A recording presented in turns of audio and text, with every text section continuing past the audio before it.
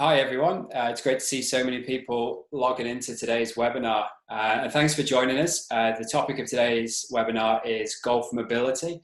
At Precision Athletica, we're very proud of the golf program that works with Golf New South Wales. We work with a lot of elite players, developing players and people of all kinds of standards, and the golf program is led by Matt Green, and so we're very fortunate to have Matt online today.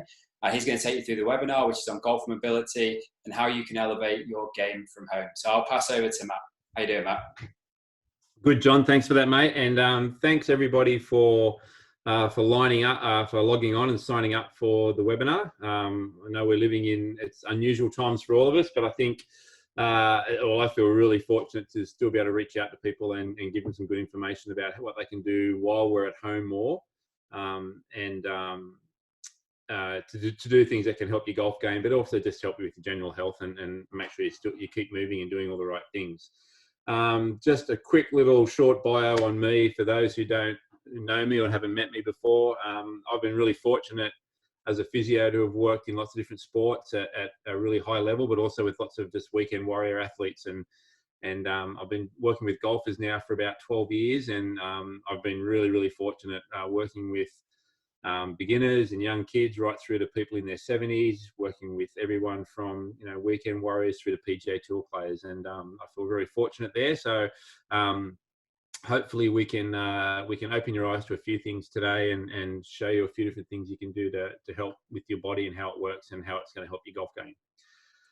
So what we're going to go through today is firstly what's important in terms of your body and what parts of your body and functions are really important for the golf swing. The impact of modern life on our game and our bodies and how that can be hurting us. Look at how the best players move, and then go through a few self-tests that you can do yourself at home just to see where you're at, so you can identify what areas you might need to work on, and then give you a few ideas about how you can go about starting to improve those areas. So if we look at what's important in terms of how your body functions, and we've got Jimenez up on the screen there, and everyone's probably seen the YouTube videos or the videos of his warm-up routine and had a bit of a chuckle at it, but really what he does is fantastic. He's really keeping himself moving, and he's in his 50s now playing Champions Tour stuff, but he's also still competitive with the young guys, and it's probably no accident that he goes through a warm-up routine like that and keeps his body moving like that, and that's why he still plays so well. So I think it's quite good that we've got him on the screen there, because it really highlights that you can keep doing this no matter what age you're at. Golf obviously is a sport that requires a large amount of coordinated movement, and a lot of that movement's based around rotation and how well you rotate in terms of how much rotation you have and how you control it. But I thought a good place to start, so that everyone gets a much better understanding of why we look at different things and why it's important, is just to go through a brief little short anatomy lesson, just to open everyone's eyes to how our body functions and how it's designed to move. So I often say that and believe that your body is your most important piece of equipment, no matter what sport you play. If your body lets you down and can't do what you need it to do to perform in your sport, whether it's strong enough, flexible enough endurance, whatever it is, it doesn't matter what equipment you have or what else you do. If your body lets you down, it's going to make life really difficult. So understanding how your body functions and how you can make it function better, I think is really important for any athlete or any sportsman, but even just for life in general, again, just for our own general health and to make sure we look after ourselves and don't get hurt. So if we look at the body and look at how different parts of the body are designed to have really good mobility and to move really well, other parts of the body are designed to be more stable. Okay, and every part of your body is going to move to a certain amount and have a certain amount of stability, but some are biased towards mobility, some are going to be biased towards stability. So if you look at the parts of your body that really need good mobility and need to move really well, if we start from the bottom and work our way up, your ankle joints, you need to have really good movement through the ankle joints. You need to have good movement through your hip joints. The hips move in every direction. They rotate, they move forward and backwards, side to side. As we move up, your lower back is actually not designed to rotate or move very much at all, but your upper back is designed to actually move quite a lot. So you need good mobility through your thoracic spine, that part of your spine between your shoulder blades where the ribs join. If you move further up, your shoulder joints, you need really good mobility through your shoulder joints. Okay, the bones don't fit together very well in your shoulders, and that gives us lots of mobility there. So it's important that we maintain that. up into your neck, and especially the top part of your neck. It needs to be able to rotate really well to point your eyes where they need to go, where they need to look, but you need good movement there. And then as we head further down, you need to have good mobility through your wrist joints, okay?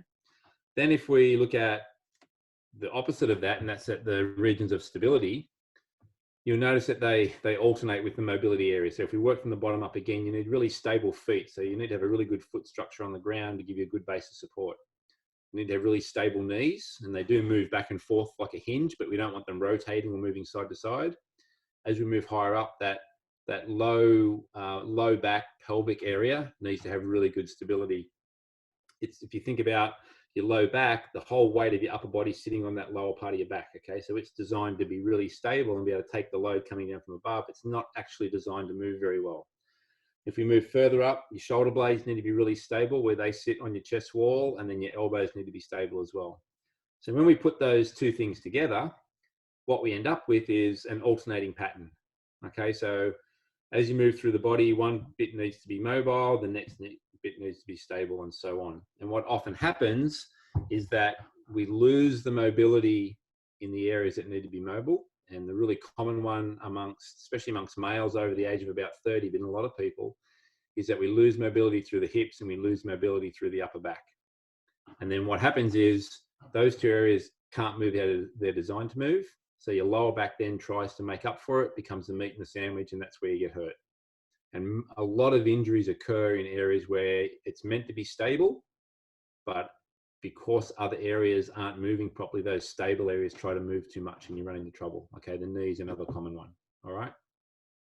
So when we think about golf and what we're looking at today, we're going to focus on the regions of mobility. And with the golfers, obviously the areas of your body or the parts of your body that are designed to rotate are the most important bits and the parts that we really focus on. So when we look at, when we go back over those areas, the four main areas that I like to think of as being almost like the big four of rotational mobility, especially for golfers, are the hips, the thoracic spine, that part between your shoulder blades, your neck, and your shoulders. Okay, so that's certainly where we start a lot of our assessments and what we look at, and they're really big, important areas in terms of that, in that mobility. All right, so I touched before on the impacts of modern life.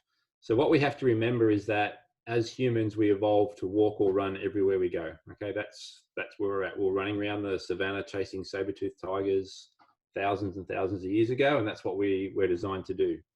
But what's happened is because of our increased focus with technology, with computers, phones, tablets, and the fact that now everywhere we go, we tend to sit, we're really losing a lot of mobility. Okay, so instead of walking or running everywhere, we sit in the car, we sit on the bus, we sit on the train, and then we get to work and sit at our desk, and then we come home and sit on the couch and watch TV. So we've really become a bunch of sitters, and we're designed to be walking and running, not sitting. So that's got to have a massive impact on our health.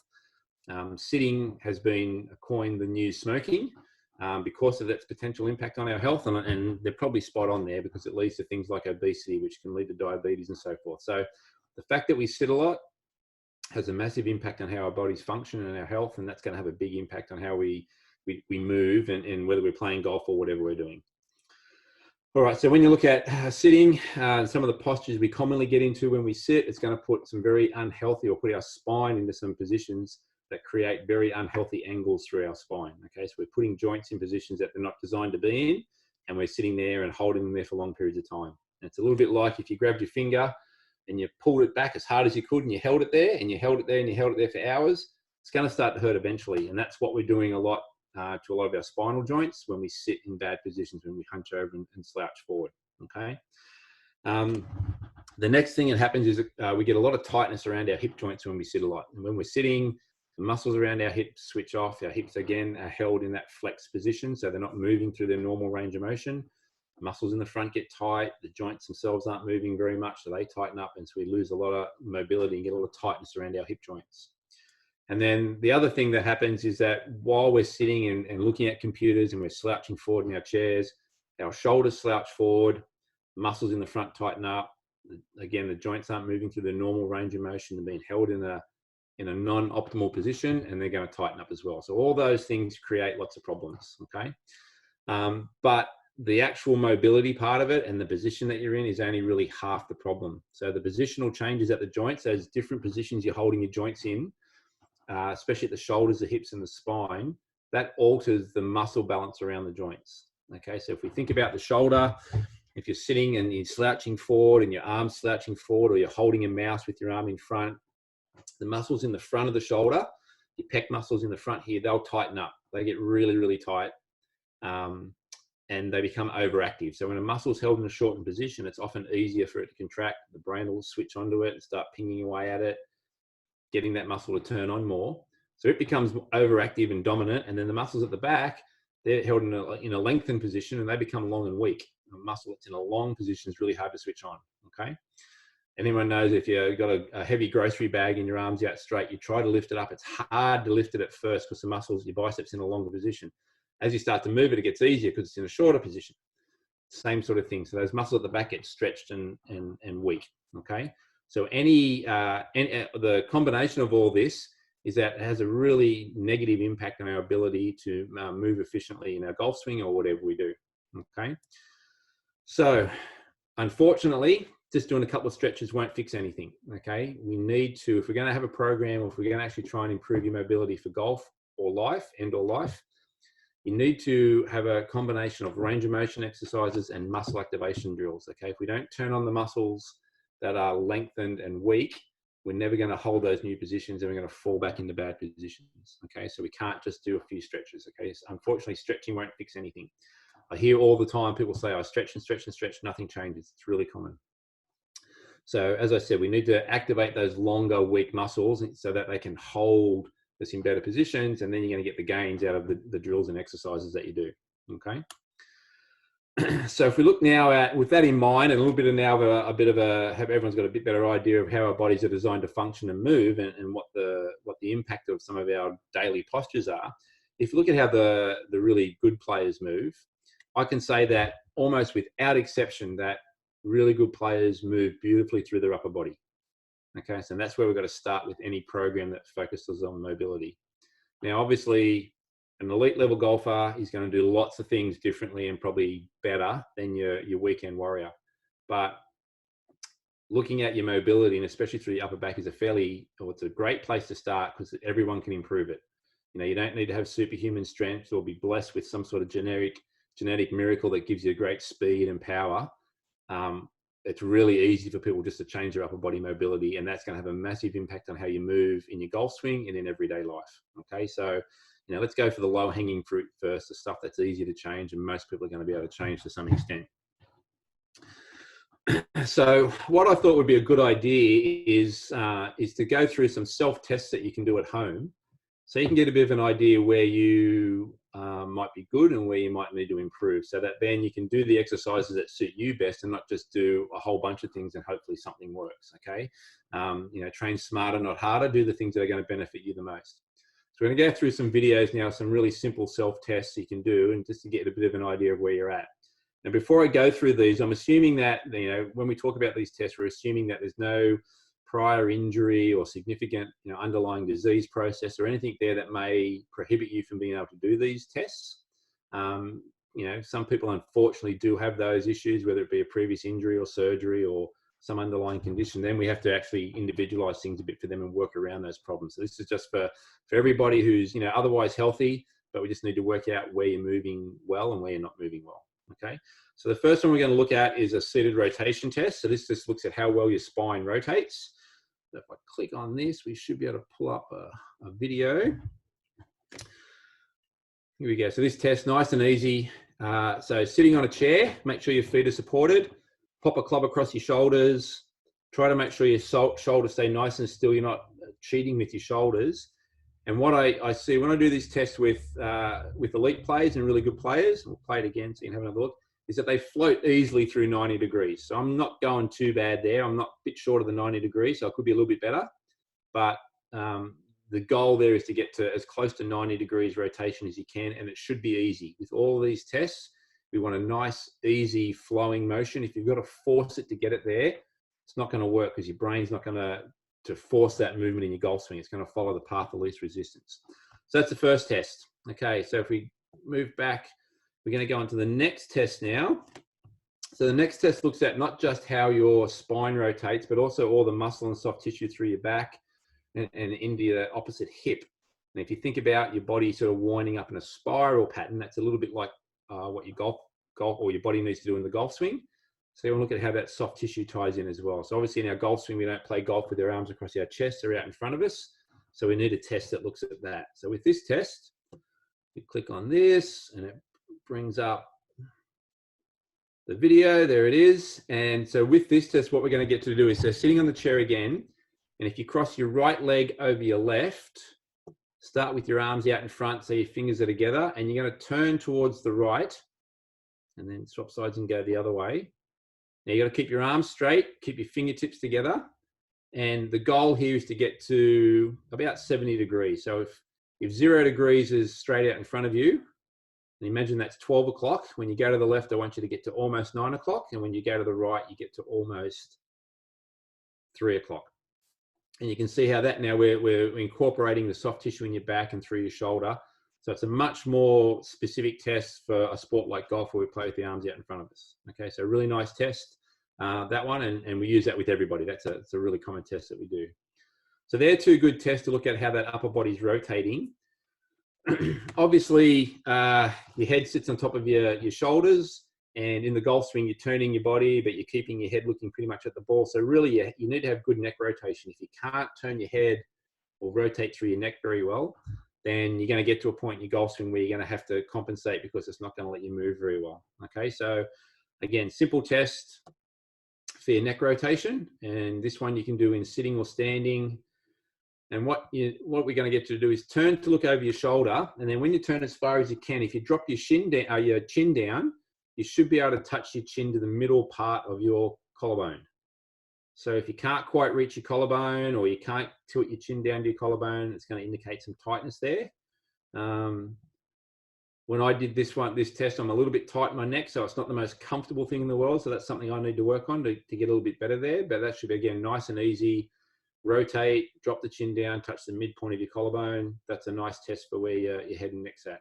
And that's really important, because just in terms of, again, general health, because we sit a lot, we have our heads bent forward quite a lot when we sit, we lose that rotation. But tightness through the neck can cause a lot of headaches, can cause all sorts of problems. So getting that good rotation there will force you to get in better positions, and that's a nice one to work on. All right, so as we keep moving on, so they're upper body and neck, and now we're going to look at how you go through your shoulder joints. Okay, so again, your shoulders need to have lots of rotation, lots of movement to get the club in the right position, especially on your back swing, but through your whole swing, you need good external rotation at your shoulder. If you lack external rotation, it's really hard to position your arm with the right structure to get your club on plane in your golf swing, and so you're going to have to then compensate through your body to adapt for that. A lot of back pain in golfers can be due to a tight shoulder, because the golfer then has to move their body a different way to get the club in the right position, because their shoulder won't rotate properly. So it's really, really important that you've got good external rotation at the shoulder joint. So another really simple test you can do at home just to see where you're at, call it the Crucifix Test. So this one, you're going to stand up against the wall, and you have to get your back. So I've got, my legs out from the wall a little bit, bend in the knees, but my spine is flat along the wall and my head's resting on the wall. So your whole spine flat on the wall, head resting on the wall, and then rotate your arms up at 90 degrees like I did just then. Okay, so again, nice, easy test to see where you're at. That should happen easily. If you've got to force yourself to get there, that's not good enough. You're not going to be able to get in good positions in your swing and hold that position. I've actually used this quite a lot, this test, as a self-assessment for some of my athletes who travel a lot, some of the young pros and elite amateurs who are traveling, and that when they get to their destination in their hotel room, this is one of the first things they do. Because if they struggle with their posture after being on flights and sleeping in funny positions on planes and so forth, they often start to lose their posture. And so this is a quick check they do when they get to wherever they're going, just to see how they're going. And they know that if they are struggling here, they need to do some extra posture work that week before they start swinging and practicing. Otherwise their posture will be out, and then it's going to impact their game. Okay, so that's a really simple one, but it's been really valuable for us with some of our players while they're traveling. Okay, and then we just got a couple of tests left now for the hips. So I don't feel like the hip mobility is as important as upper body mobility in golf, but you still, ideally we want everyone to have good range of motion here. The reason why I say that is because your upper body moves first in your golf swing, and if it doesn't move very well, then you can't get in position to use your lower body effectively.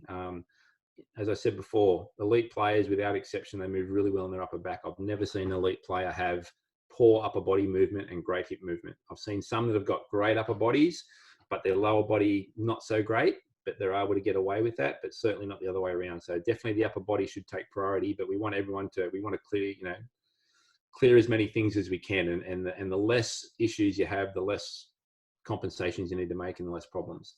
So the first one here is the TPI lower quarter screen. So again, a fairly easy test that the guys from the Titleist Performance Institute do. So with this test, what we're going to get you to do is stand and hold a club across the front of your pelvis, so across the two bony parts right at the front of your hips. So we're going to test the right hip. You put your right leg forward a little bit, most of your weight on your right leg, and then you're going to rotate to the right, and the club should go through 60 degrees. Okay, so that's my right side, and I can get there pretty easily. Okay, so 60 degrees would be if 3 o'clock is out to the right, then I want to get around to 5 o'clock. And going to the left here, I'm a little bit tighter on the left, but still not too bad. Then starting going at 9 o'clock, and you want to get to 7 o'clock. So that's roughly how you would think about how you're rotating far enough. So again, here on the right, turn to the right. I want that club pointing to 5 o'clock down there behind me. And going the other way, I want to see if I can get the club pointing to 7 o'clock. That would be the 60 degrees. Okay. Alrighty. And then the last of the self-tests is just another one for the hips, just a figure 4 leg crossing test. So this looks more at the muscles in the back of the hip and external rotation at the hip joint.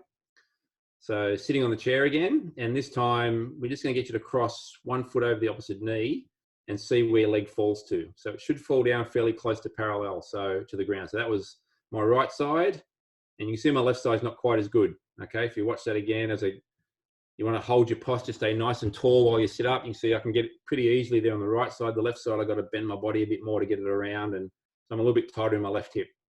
Okay, but we want that, if you're really struggling to get your leg across your knee at all, you've got some significant restrictions, and your leg should fall down to pretty close to parallel to the ground. All right, so that should finish up the self-tests that we get you to do. And so there's about 5 tests there. And after that, you can score yourself how you went, whether you pass or fail. That'll give you then an idea of what you need to work on. If you failed all of them, that's okay. Start with the upper body stuff and then move on. But at least then you're going to work on the things that are going to give you the most benefit, rather than just, scattergun approach, hit everything and hopefully something does the job. All right, so now you've done the test, you've got a bit of an idea of what you need to work on. I'm going to give you a little bit of an idea of a few different things you can start on to start improving your problem areas. Now, obviously there are hundreds of different ways to do this, and the ideal way is to get an individualized program for you, and everyone's going to be a little bit different. But these will just be a few simple ideas you can start with and get you heading in the right direction. Okay, so if we look at your mobility and how you're going to address your problem areas, there's a little formula or a little process you need to go through to get the most out of what you do and to be more effective with how you're working on things.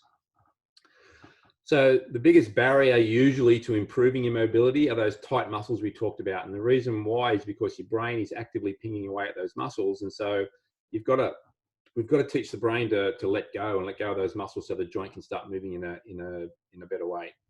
So the easiest way to do that yourself at home is with a foam roller or a spiky ball or a massage ball, or having a massage. If anyone's had any physio treatment or had a massage where they really get into some tight muscles, it's really quite uncomfortable. They're the muscles that are overactive and we need to release. And that discomfort that you go through, that's really how we inhibit the muscle and switch it off, and you often get the best results. So, it can be a little bit painful sometimes, but usually the more uncomfortable, the more benefit you get out of it. After you've released that muscle and turned off that sort of tone, what we call tone in the muscle, the next thing we need to do is then get the joint moving through that new range of motion. So get it moving through the new range of motion and taking advantage of that extra range, and then activating the muscles that are going to often be opposite to the ones that were tight, the long muscles that are weak, that are going to hold you in those better postures. And if you follow that little process, you're going to be much more efficient and effective with what you do and the gains that you make.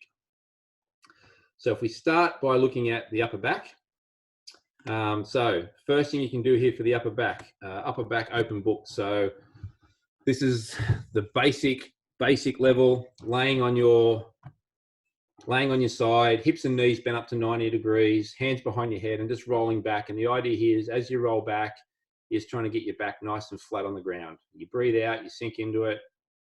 So when you come home at the end of the day, if you've been at the office or you've been at school or studying or whatever, even at the golf course, rather than sit in the couch and watch TV, lay on the ground, watch TV and do this, okay, just to open up through your back.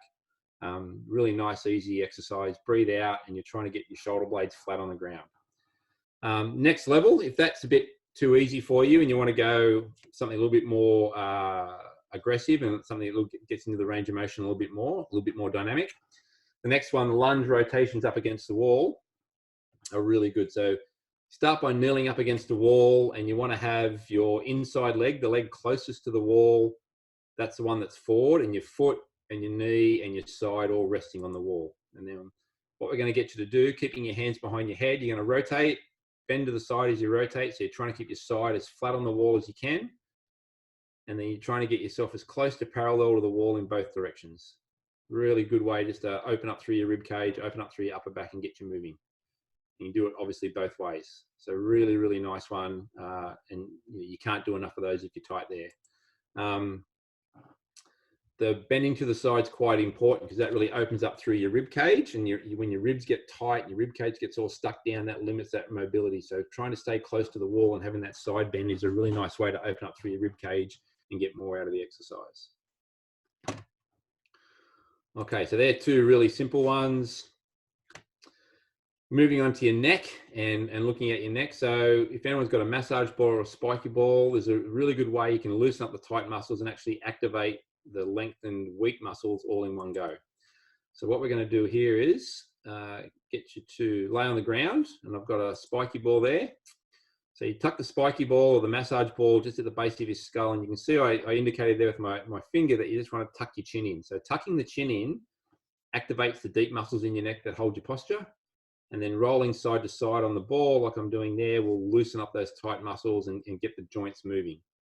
So if anyone gets headaches, feels headachy at the end of the day, gets tight in the neck, if you've been on the computer a lot, I haven't heard anyone yet complain about this one. This is a really nice one to just free up through your neck, get that moving better. Often, as I said, helps with headaches, but this really helps that neck move better, and you're actually activating the muscles that control your neck at the same time. So you're achieving everything you need in one go. All right, so then we move on to, so that's the upper back in your neck. Now working onto your shoulders. Okay, so first one we've got here, shoulder external rotation. So we're going to jump in straight away with, now the thing with the shoulders, you got to be careful about trying to stretch your shoulder, because you can get your shoulder in some pretty uncomfortable and vulnerable positions if you get it in the wrong spot. So I'm really hesitant about having anyone trying to stretch their shoulder back, because you can actually hurt yourself. So really we're going to focus more on activating the muscles in the back of the shoulder that hold it in a good position. And by them doing their job, you're going to get that range of motion. So again, with some sort of resistance band, doesn't have to be too heavy, elbows by your side, keep your back flat on the wall. So you're not arching or lifting off the wall, just back flat on the wall and rotating out. And that will get the muscles in the back of your shoulder working really nicely. They're going to help hold your shoulder in a better position. And as I said, you got to be really careful about stretching your shoulder, because it is quite an unstable joint. And if you get in the wrong position, stretch it the wrong way, you could actually do yourself some damage. So this is a much better way to go about it and get the muscles around the back working, and that'll help hold you in a better position, and then you'll get that range of motion easily in your shoulder. Okay. The next one at the shoulder, the band pull aparts.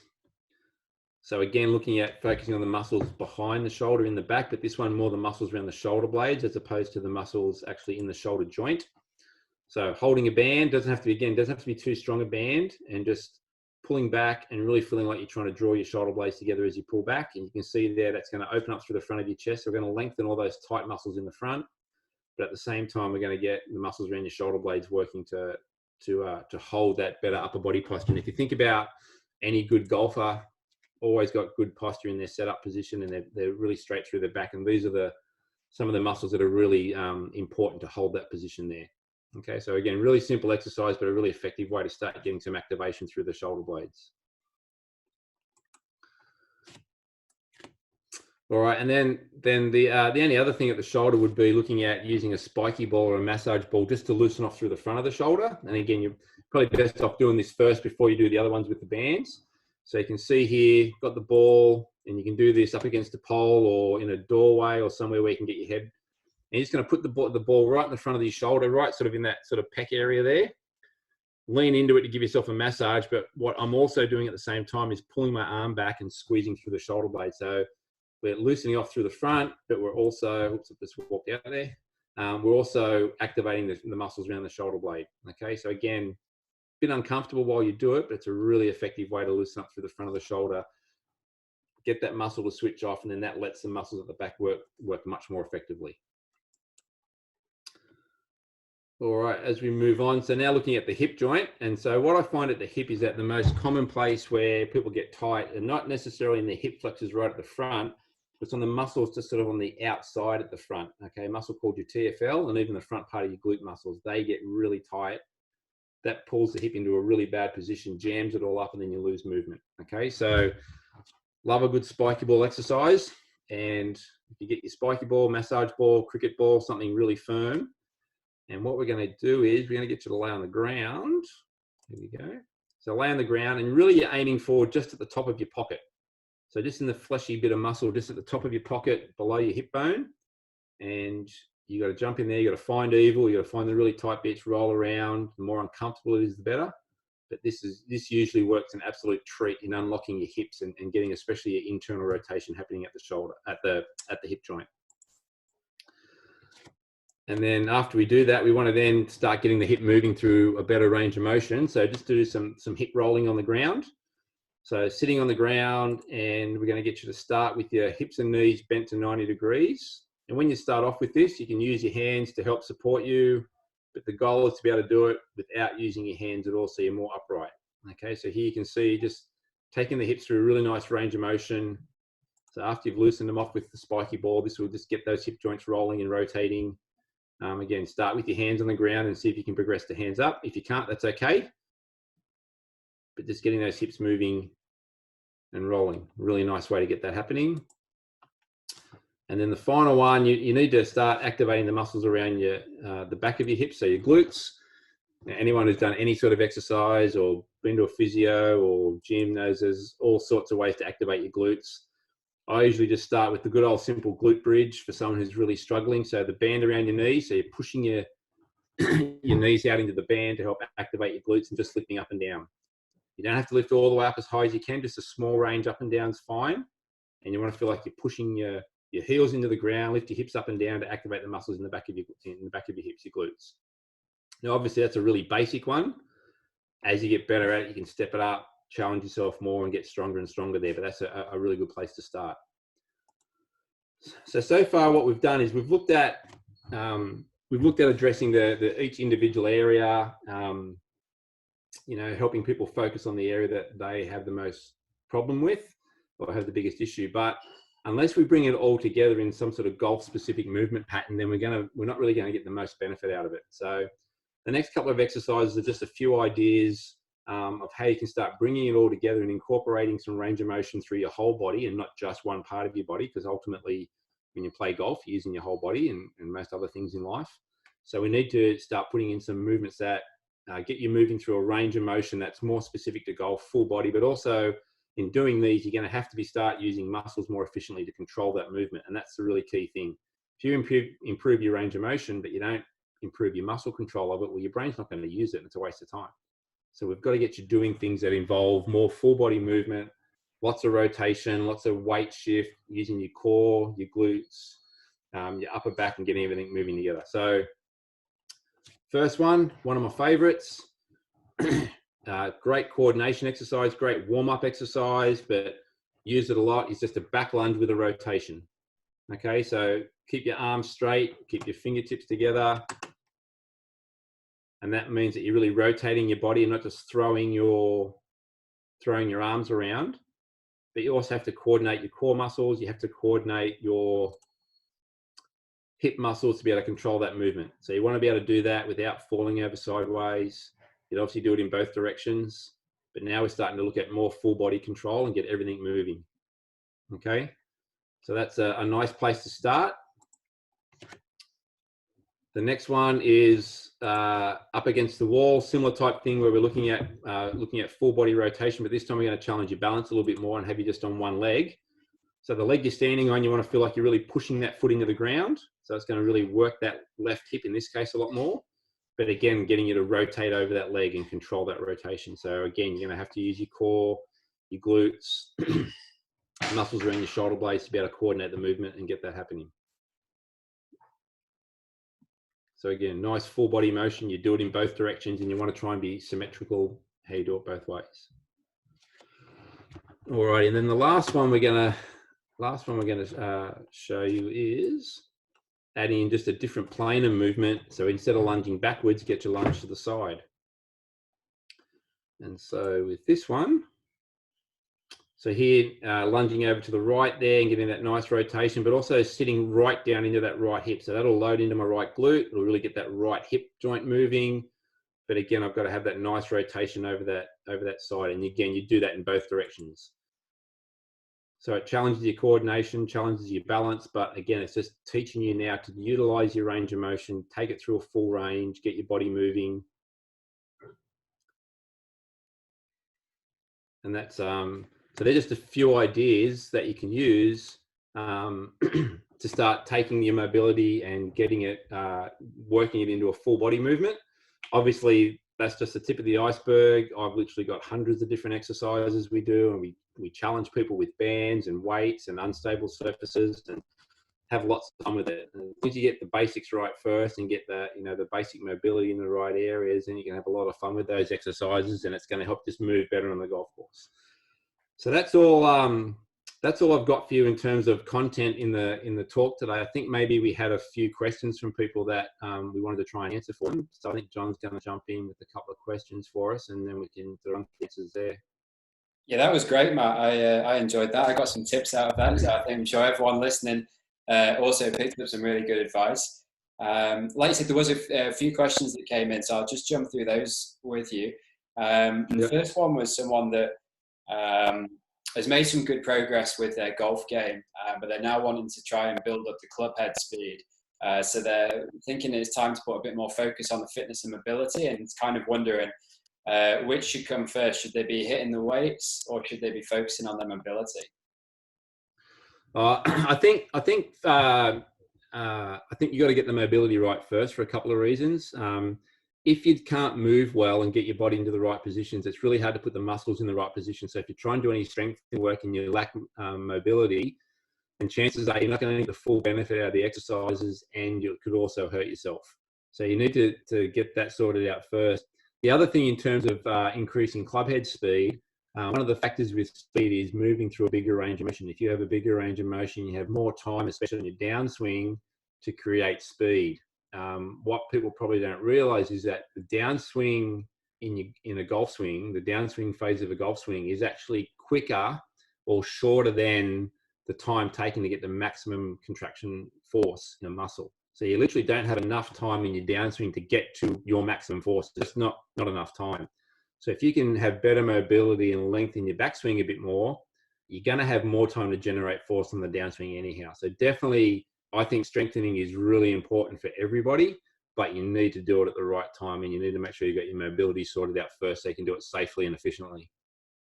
Okay. And the next question was someone that said that they, I've seen this quite a lot at golf clubs.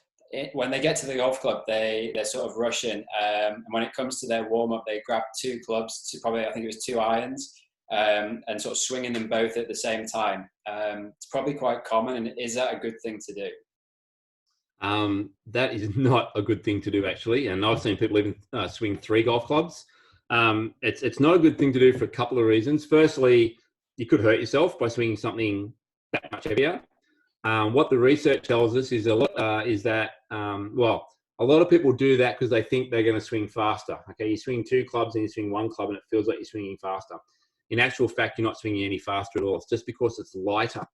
It feels like you're swinging faster. The research tells us that anything outside about 20% heavier or lighter than your golf club, then the movement pattern and how you move when you swing something that much heavier is going to be totally different to your golf swing. So you're gonna groove a different pattern.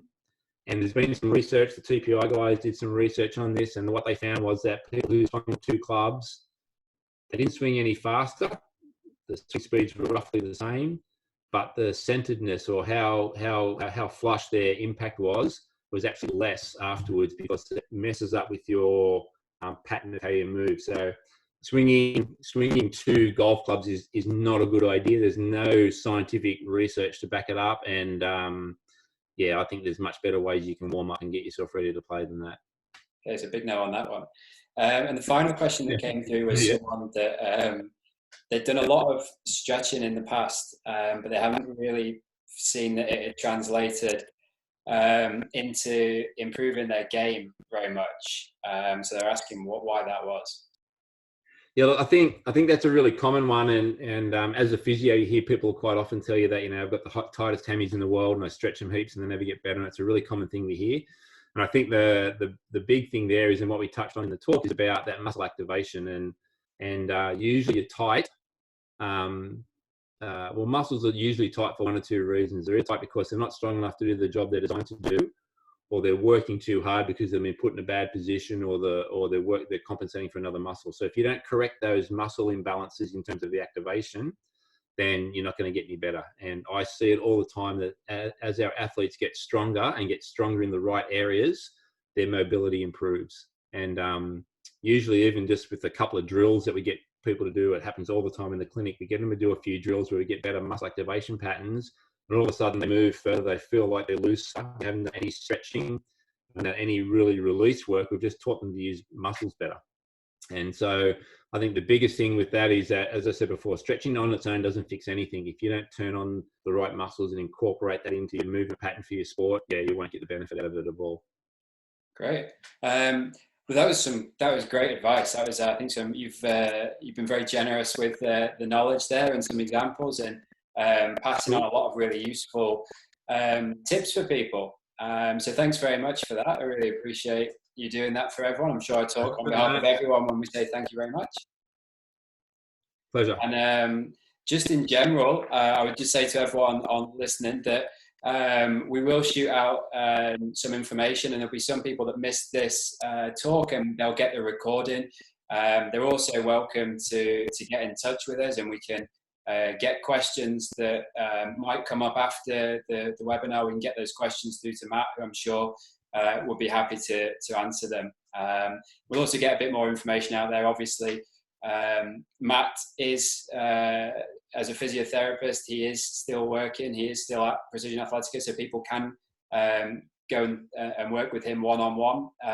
And we've also recently developed telehealth, or online consultation. So if there's people out there that aren't in the area, perhaps not in the Sydney region, or at home, not wanting to travel, there's also other ways in which you can be working with Matt going forward online. But yeah, thanks again, Matt. I really appreciate that, and I hope everyone has enjoyed the webinar. Thanks, everyone. Thank you. Pleasure.